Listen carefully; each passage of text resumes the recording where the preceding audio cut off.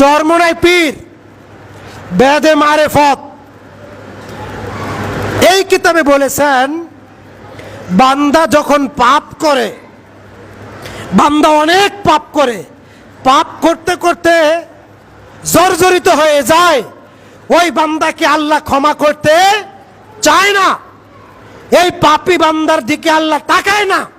তখন ওই পীর আল্লাহর সাথে একান্তে গোপনে কথাবার্তা বলে ওই পাপী বান্দার জন্যে আল্লাহর দরবার থেকে, ওই পাপী বান্দার জন্যে আল্লাহর দরবার থেকে ক্ষমা ছিনিয়ে এনে দেয় ওই হক্কানি পীর চরমোনাই।